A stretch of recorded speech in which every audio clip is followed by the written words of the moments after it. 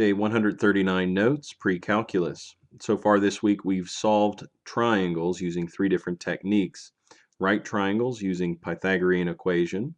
We've solved oblique triangles using the law of sines and oblique triangles using the law of cosines. Let's work through a few examples this week and try to decide which method would be appropriate as we go along. Clearly in option 1 and 2 we're dealing with right triangles. So I think we're going to use the right triangle technique, which involves our Pythagorean equation. Let's identify some of the pieces that we know and some of the pieces that are very easy to find. Angle B is 51 degrees, angle C is 90 degrees, therefore angle A would be the supplement to those two angles. And 180 minus 51 minus 90 is equal to 39 degrees. So let's start a table here. A is equal to 39 degrees, B is equal to 51 degrees, and C is equal to 90 degrees. That should be enough information for us to find A, B, and C, either by using the Pythagorean equation or simple trig rules. Well, we see that A is equal to 7, and angle B is opposite of 51, so angle B can be found as if we were to utilize the sine function. Sine of 51 degrees is equal to B divided by H, but we don't really know what H is, so sine might not be the best choice. Had we used tangent, however, that might work a little bit better. Tangent of 51 would be equal to B divided by 7. So B itself is equal to 7 times tangent of 51 degrees.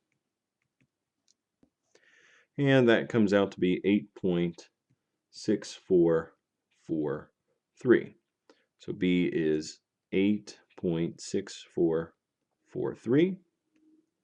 Now we can use the Pythagorean equation. C would be equal to the square root of 7 squared plus 8.6443 squared, which is 11.1231. Notice here I just avoided one or two steps. Instead of showing that C squared is equal to 7 squared plus 8.6443 squared, I just jumped to the layout for that solution. But we've now solved this right triangle using our Pythagorean equations and simple trigonometry. Perhaps there's another technique that could go a little bit quicker, having studied these triangles this week. Let's see what we have first. A, B, C.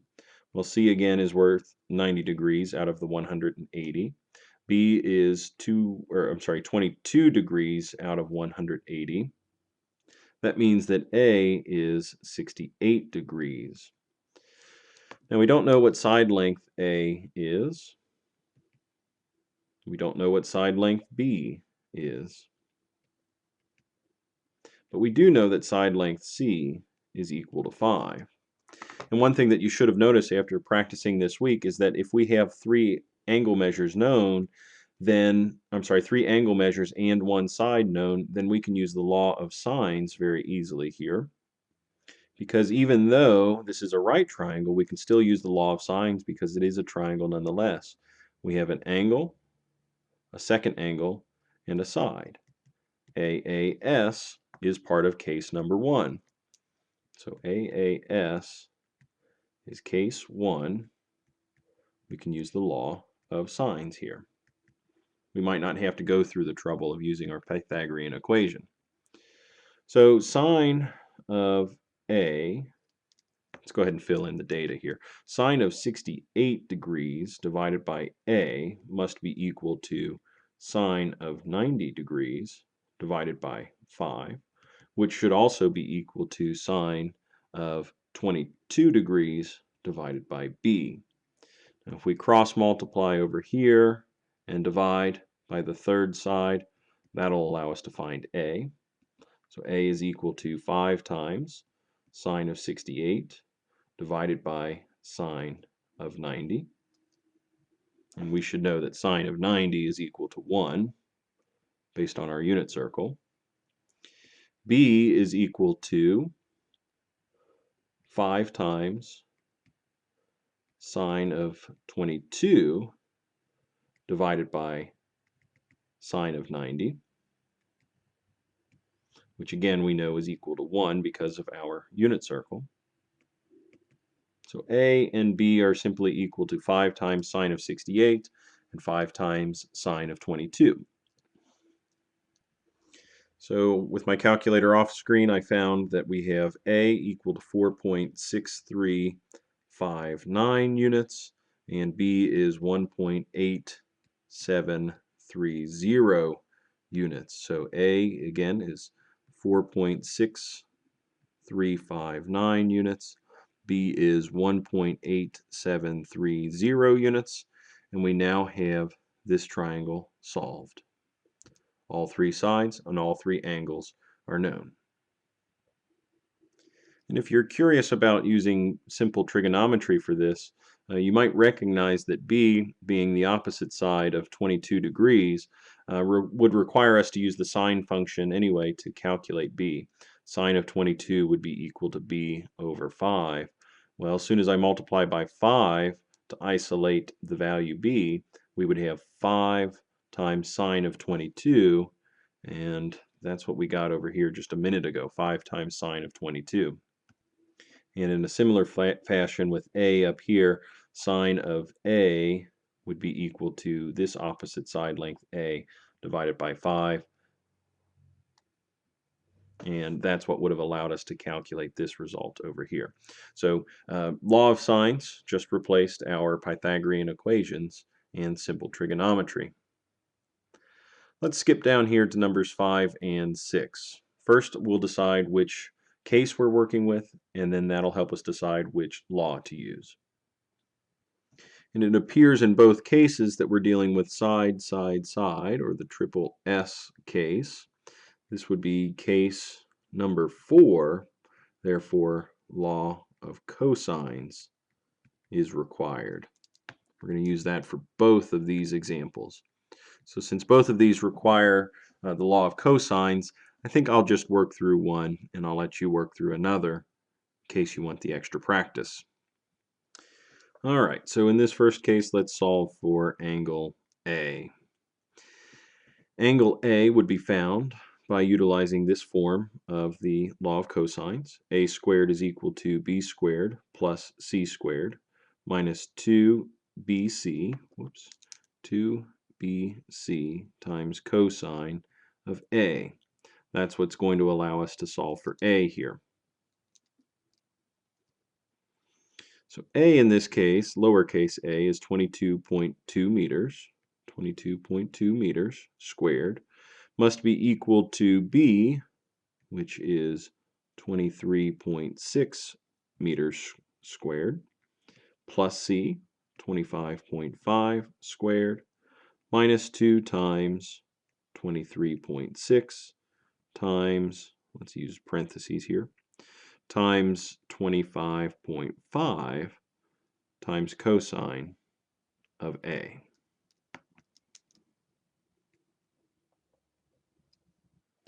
So in order to isolate A, we're going to try to do this all in one step. I would subtract these two values, then divide by this object, and apply the inverse cosine over that whole result. So let's see what that might look like. A would equal the inverse cosine of 22.2, let's be a little bit more careful here, 22.2 squared minus 23.6 squared minus 25.5 squared divided by negative 2 times 23.6 times 25.5. So what I've done here is I've combined 3 steps, removing the added values here, removed the multiplied values here, and undid this cosine all in one step. I've got this set up so that I can type it into my calculator with one process instead of 3. And so that calculation plugged into the calculator is 53.5923 degrees.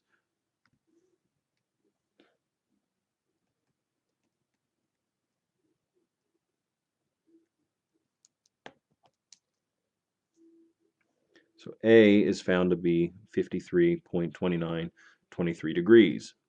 Oops, that should be 53.5923 degrees. And I just made room for our next calculation here. I think if we're careful, we can set up our calculation for B in a very similar fashion. I'm going to pause the video and let you try this on your own too. Try to fill in the fraction that would be needed here to solve for B using the same setup and technique that we saw just a moment ago. So since we're solving for b this time, I need cosine inverse of b squared minus a squared minus c squared divided by -2 times a times c. And so as long as we have it set up this way, then this is the calculation needed to find angle B.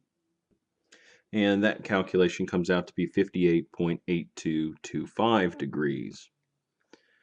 58.8225 degrees. Now I could go through the trouble of setting up angle C in a similar fashion. We could do the cosine inverse calculation, but I'm not going to go through the trouble because I know these three angles have to add up to 180 degrees. So C instead is going to be equal to 180 minus 53.5923 minus 58.8225. And that subtraction results as follows, 67.5852.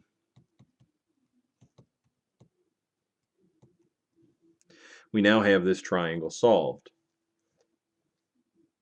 We know the angles A, B, and C. We know the side lengths A, B, and C.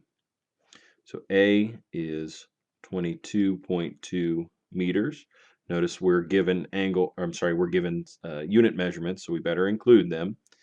B is equal to 23.6 meters, and C is equal to 25.5 meters. Angle A is 53.5923 degrees. Angle B is 58.8225 degrees, and angle C is 67.5852 degrees. This triangle is solved. You can use the exact same techniques for number 6. Number 7 is essentially the same as well because this is a side, side, side. Case number 4, use of the law of cosines. But number 8 looks a little bit different. Here we have the SAS, we have side, angle, side, which is case 3 use of the law of cosines. So let's just set this one up for a minute here and I'll let you work through it, or you could think about this one on your own. In this case, we have A, B, C, the angles that we're looking for. We know what A is right now. That's 98 degrees. And we know that side length A would have been this side here. That's unknown. Side length B is opposite of this angle down here. That's 20 yards. And side length C is equal to 17 yards. So since we have angle A, I might use this option for the law of cosines. Lowercase a squared is equal to lowercase b squared plus lowercase c squared minus 2 times b times c times cosine of A. So that means that A by itself is equal to the square root of 20 squared plus 17 squared minus 2 times 20 times 17 times cosine of 98 degrees.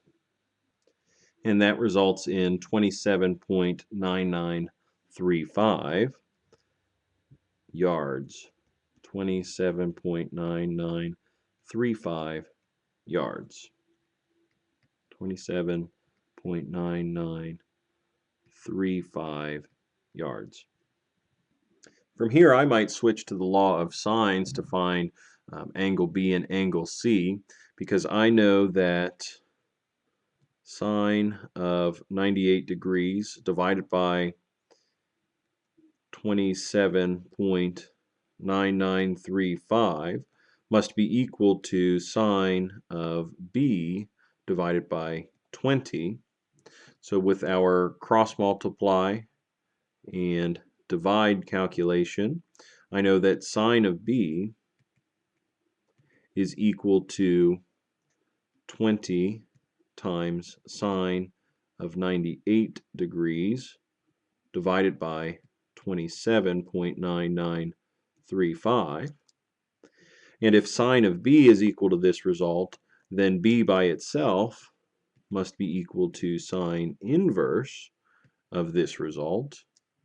So therefore B is equal to 45.0318 degrees.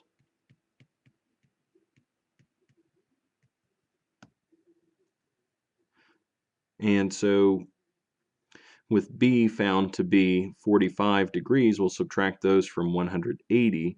That'll calculate C for us. And it appears that C is 36.9682 degrees.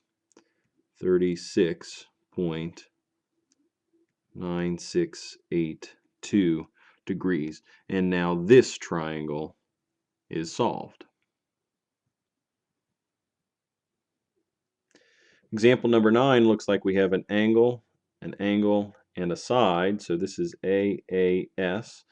AA with S on the outside because the side is not included in between the two.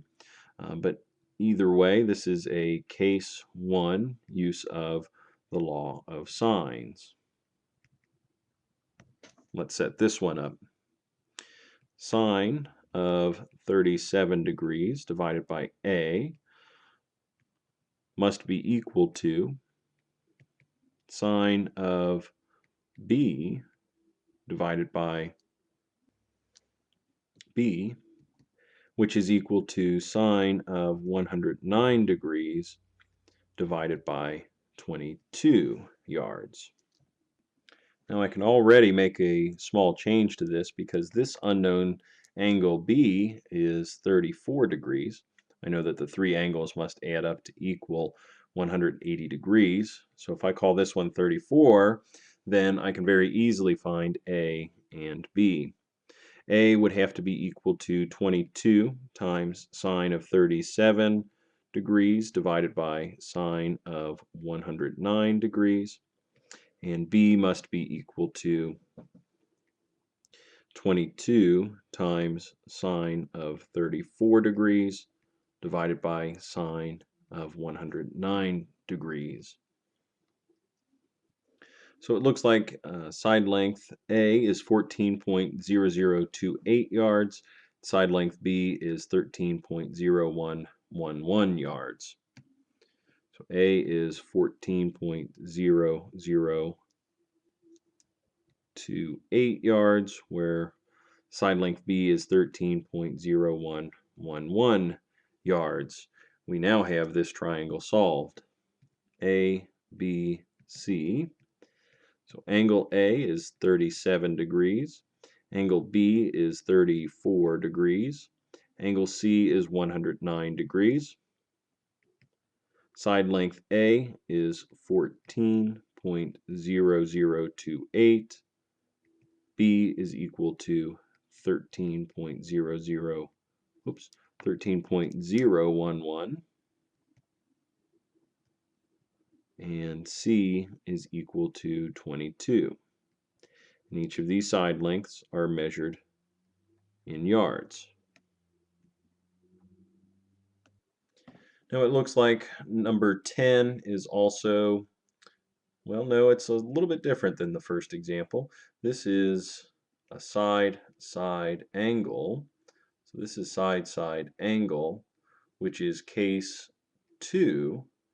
Notice that this is the ambiguous case as well.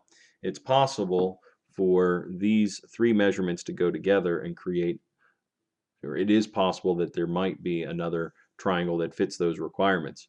But since we're working with a diagram here, that likelihood is very, very small. Had I given you the pieces of information here just plain, without a diagram accompanying it, then you would have to double check that second case or that ambiguity. In this case, let's just set up how we would solve it. Sine of 110 degrees divided by 14 must be equal to sine of b divided by 10. Now we can cross multiply and divide. 10 times sine of 110 divided by 14 would be equal to sine of b. But if I apply the inverse sine or arc sine to both sides of the equation, then that would be the equation suited to calculate the angle B. So it looks like that angle measure is 42.1604 degrees. 42 point. Now I just set up a chart here just a moment ago, side length A, B, and C along with angles A, B, and C. And with this data that we know already, we can very easily find the missing angle A by subtracting 180 minus 110 minus 42.1604. And that's 27.8396 degrees.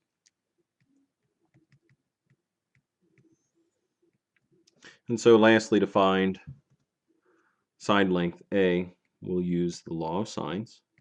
Sine of 27.8396 divided by A must be equal to sine of 110 divided by 14. So when we cross multiply and divide, 14 times sine of 27.8396 divided by sine of 110 leaves us with side length A. And that calculation leads us to believe that the side length is 6.9576. 6.9576 units. So these are all in feet here. So A is 6.9576 feet, while B is 10 feet, and C is 14 feet. This triangle is now solved. Now again, if this data was presented to us as data points, we'd have to verify that there isn't an additional triangle that fits the criteria. But since this was provided to us in a diagram already, I don't need to check for the ambiguous case. So I'll stop here with the video, and tomorrow in class you'll have an opportunity to ask for help on these particular problems. You can finish up those that I didn't get to in the video, or you also have a series of practice problems to work on labeled 100 day 139 activity. Today were the notes, tomorrow in class is the activity. Good luck. Let me know if you have any questions.